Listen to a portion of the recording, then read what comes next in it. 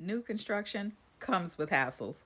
So you can minimize the amount that you have, but honey, you still gonna have hassles because you're dealing with people. Take a real estate agent with you if you don't know the ins and outs of construction, because a real estate agent, that's their job to know how to negotiate and go back and forth with a builder. They are skilled.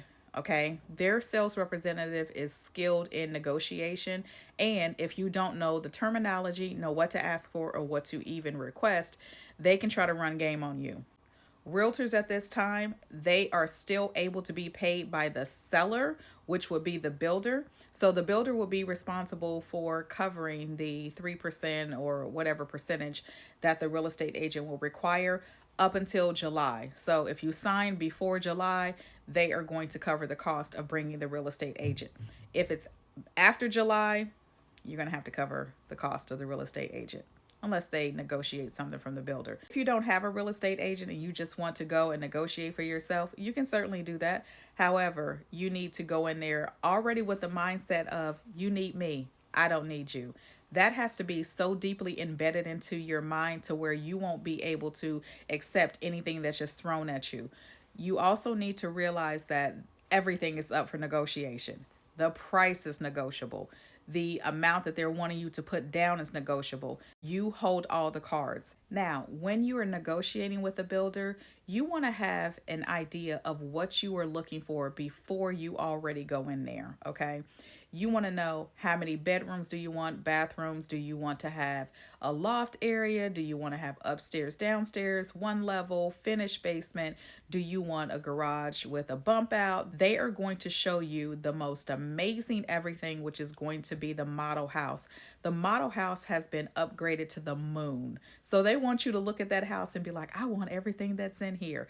And they're going to want you to pay for everything that's in there. So when you start to put together the list of what you want, also put together a secondary list that states, hey, I want these items here, knowing that you really don't care if you have them or not. For me, it was 2 fireplaces.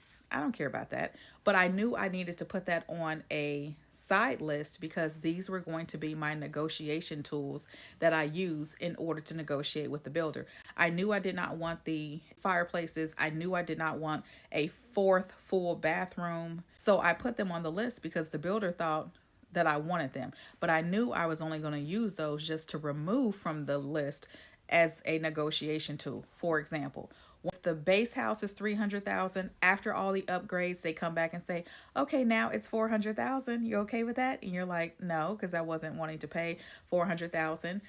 Can you give me builder credits? Always ask for a builder credit.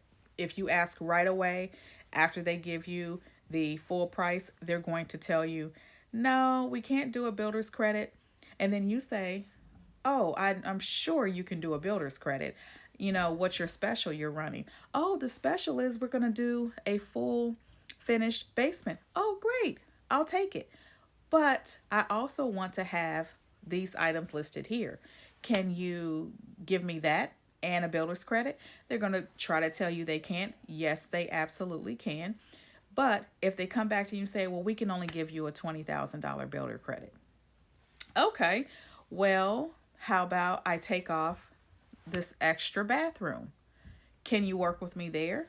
Then they're going to work with you on this side. And then now you can remove the other fireplace. And then they're going to work with you on this side. And then you can remove the other fireplace. It's you're taking away from the list of things that you really didn't want in the first place.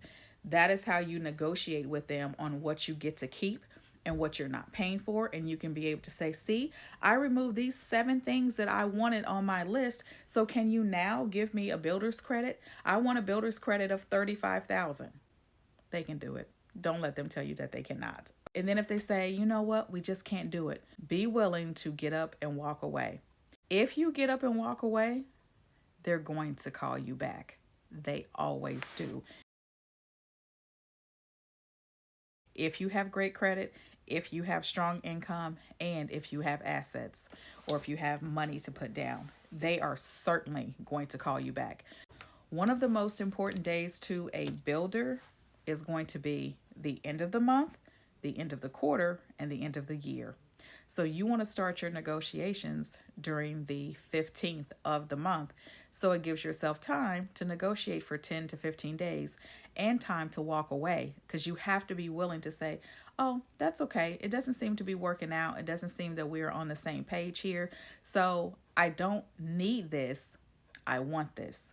Go with that mindset, okay? They're going to call you back and they're going to want to negotiate, and they're going to want to, oh, I was able to talk to a manager. We can do it now. That type of thing.